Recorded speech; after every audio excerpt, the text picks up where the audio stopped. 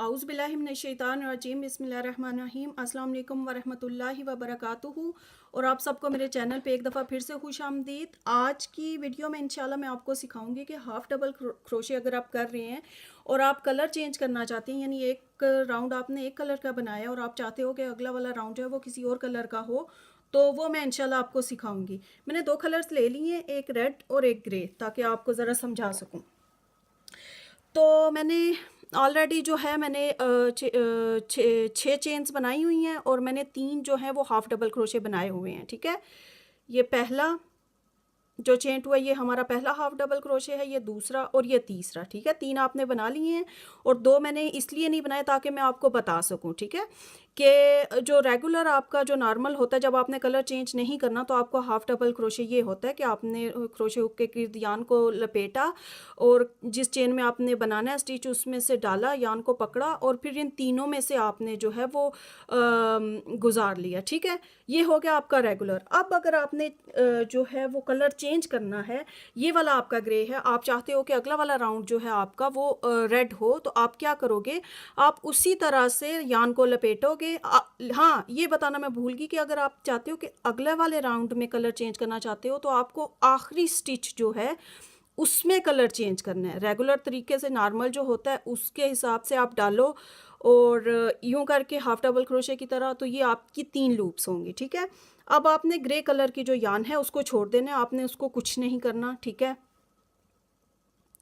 आपने जो है रेड वाली जो यान है उसको स्लिप्स नॉट बनाने की ज़रूरत नहीं है, कुछ भी करने की ज़रूरत नहीं, बस ऐसे ही पकड़ें और क्रोशे हुक के ऊपर रखें और इन तीनों के ऊपर से अंदर से जो है वो आप गुजार लें। ठीक है, अब देखें कलर चेंज हो चुका है। ठीक है, अब अगला वाला जो राउंड है वो आप नॉर्मल तरीके से बनाएं, जैसे आप half double crochet regular half double crochet बनाती हैं उस तरह से। इस जो है इस स्टिच को आप छोड़ दें और अगला वाला जो है उसमें आपने हाफ़ डबल क्रोशे बना लिया। 3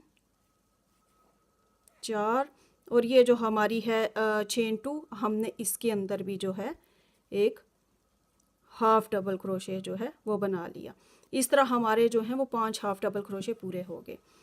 इसी तरह से हाँ, ये है कि मैं बताना भूल गई कि फ़र्ज़ करें कि अगर आप चाहते हो कि यहाँ पे जो अगला वाला जो हमारा राउंड है, फ़र्ज़ करें यहाँ पे यूं करके, अगर आप चाहते हो कि दोबारा से आप कोई और कलर जो है मैं फ़िलहाल ग्रे लगा रही हूँ, लेकिन फ़र्ज़ करें कि आप वाइट लगाना चाहते हैं, तो आप वाइट को जो है इन तीनों के ऊपर से, इन तीनों लूप्स के अंदर से आप गुजार लोगे। ठीक है, फिर आप चेन 2 करोगे और फिर वही चीज़ जो है वो आप रिपीट करोगे, लेकिन मैं ऐसा नहीं चाहती, मैं सिर्फ आपको दिखाने के लिए कर रही हूँ, तो इसलिए मैं फ़िलहाल इसको बस रेड के साथ ही जो है वो ख़त्म करूँगी इंशाल्लाह।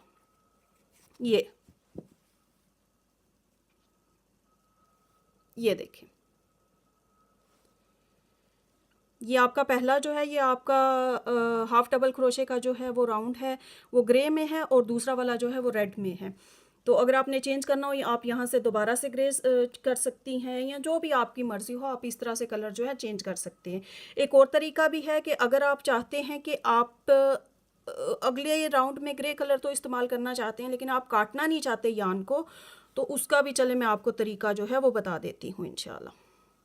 उसका तरीका ये है कि जब आपने चेन 2 किया है यहाँ पे, जो कि आपका जो जब आपने नया वाला राउंड शुरू किया तो आपने चेन 2 किया है और आप ये स्किप करेंगे ये वाला चेन जो है, तो अगला ये वाला स्टिच जो है, तो अगले स्टिच में आप बैकग्राउंड में ये देखिए ये वाला ग्रे जो है इसको साथ साथ लेके चलेंगे। मैं आपको दिखा देती हूँ, आप अंदर डालेंगे लेकिन ये देखें ये ग्रे भी पीछे साथ में आप लेके जा रहे हैं, ग्रे के ऊपर से आपने यूं कर देना।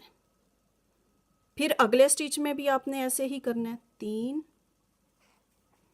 फिर उससे अगले में 4, और अब फिर से हमारी ये जो है ये चेन 2 आ गई है। और अगर आप चाहते हैं कि अगला वाला जो है आपका अगला वाला राउंड जो है वो फिर से आपका ग्रे हो, तो आप फिर से ये 3 लूप्स होंगी आपकी।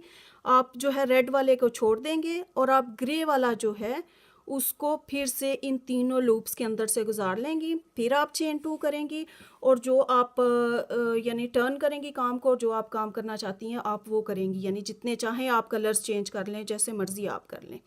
ठीक है। अगर आपके लंबे राउंड्स हैं तो मशवरा फिर मैं यही दूंगी कि आप जब यहाँ आए तो यान को काट लें और दोबारा से यहाँ ज्वाइन कर लें।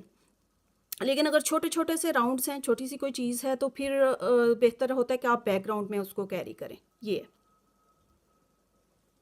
तो आई होप कि आपको समझ आ गई होगी आसानी से जो मैंने समझाया है। लेकिन इसके बावजूद अगर आपको कोई ऐसी चीज़ है जिसकी आपको समझ नहीं आई तो आप नीचे कमेंट करें, ठीक है। तो मैं इंशाल्लाह पूरी पूरी कोशिश करूँगी कि मैं आपको समझा सकूँ। ओके जी, अल्लाह हाफिज़।